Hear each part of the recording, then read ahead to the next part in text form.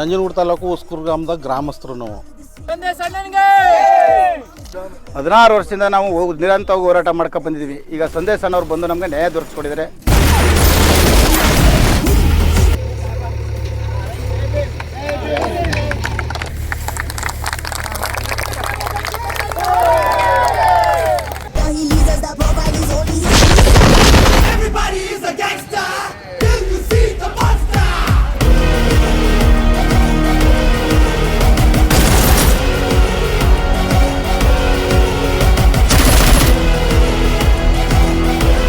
ನಂಜನಗೂಡು ತಾಲೂಕು ಉಸ್ಕೂರು ಗ್ರಾಮದ ಗ್ರಾಮಸ್ಥರು ನಾವು.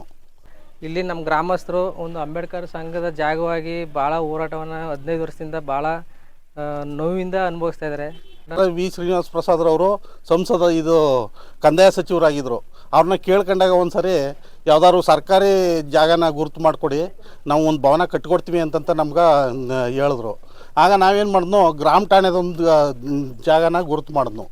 ಆ ಗುರುತು ಮಾಡಿ ಅದರಲ್ಲಿದ್ದ ಸ್ವಲ್ಪ ಮೆಳ ಮಂಡಿನ ಕೊಚ್ಚಕ್ಕೆ ಹೋದಾಗ ಆ ಪಕ್ಕದ ಜಮೀನವನು ನಮ್ಮನ್ನ ಕೋರ್ಟ್ಗೆ ಅಲಿಯಂಗೆ ಮಾಡ್ಬಿಟ್ಟ. 16 ವರ್ಷದಿಂದ ಕೂಡ ನಾವು ಕೋರ್ಟ್ಗೆ ಅಲಿತಾ ಇದ್ನು.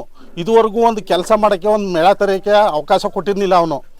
ಈ ಉದ್ದೇಶದಿಂದ ನಾವೇನು ಮಾಡ್ತಿದ್ನು, ಅವಲಿಂದ ಕಾಯ್ತಾ ಇದ್ನು. ದುಡ್ಡು ಕಾಸೆಲ್ಲ ಖರ್ಚಾಗಿತ್ತು, ನಾವು ಬೇಕಾದಷ್ಟು ಅಲ್ದಿದ್ನು. ಕೊನೆಯದಾಗಿ ನಮ್ಮ ಕೋಲಾರದ ಸಂದೇಶ್ ಅಣ್ಣವ್ರನ್ನ ನಾವು ಹೊಲಗೇರಿ ಟು ಅಲ್ರೆ ಗ್ರಾಮದಲ್ಲಿ ಭೇಟಿ ಮಾಡಿದಾಗ ನಾವು ಅವ್ರ ಹತ್ರ ಹೋದರೆ ನ್ಯಾಯ ಸಿಗುತ್ತೆ ಅಂದ್ಬಿಟ್ಟು ನಾವು ಅವ್ರ ಹತ್ರ ಶುಕ್ರವಾರ ದಿನ ಜನಸಂಧಾನ ಕಾರ್ಯಕ್ರಮ ಮಾಡ್ತಾರೆ ಅವ್ರ ಮನೇಲಿ.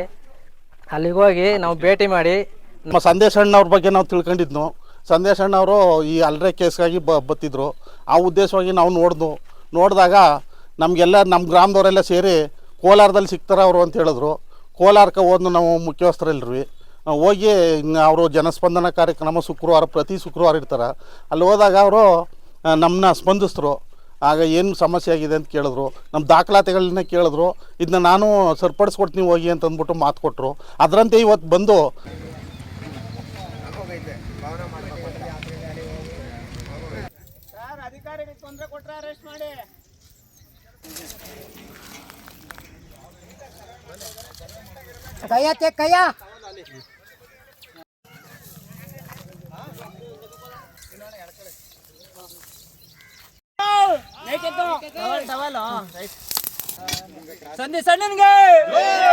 ಸಂದೇಶ್ ಅಣ್ಣನಿಗೆ ಜೈ ಭೀಮ್.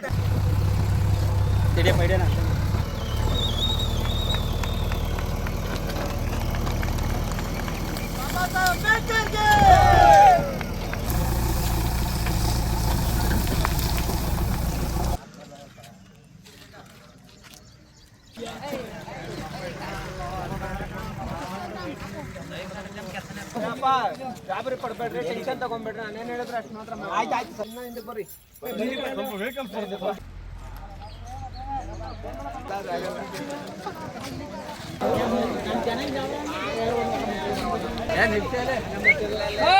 ಅಲ್ಲೇರ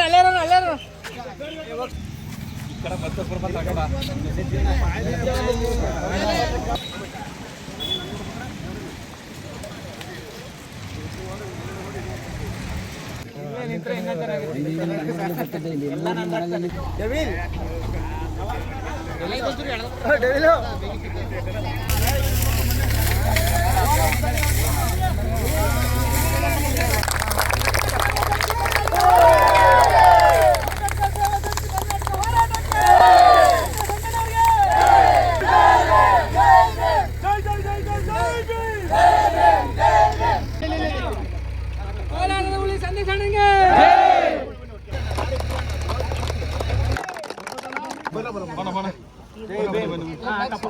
ಸರ್ಕಾರಿ ಅಧಿಕಾರಿಗಳನ್ನೆಲ್ಲ ಮುಖಾಂತರ, ಪೊಲೀಸ್ ಇಲಾಖೆ ಮುಖಾಂತರ ಅಲ್ಲಿ ಬೋರ್ಡ್ ಇವತ್ತು ಅನಾವರಣ ಮಾಡಿ ಅವರು ತುಂಬ ಒಳ್ಳೇದು ನಮ್ಮ ಗ್ರಾಮಕ್ಕೆ ತುಂಬ ಒಳ್ಳೇದು ಮಾಡಿಕೊಟ್ಟವ್ರು. ಇವತ್ತು 16 ವರ್ಷದಿಂದ ನಾವು ನಿರಂತರವಾಗಿ ಹೋರಾಟ ಮಾಡ್ಕೊಂಡು ಬಂದಿದ್ದೀವಿ. ಈಗ ಸಂದೇಶ್ ಅಣ್ಣವ್ರು ಬಂದು ನಮಗೆ ನ್ಯಾಯ ದೊರಕಿಸ್ಕೊಟ್ಟಿದ್ದಾರೆ.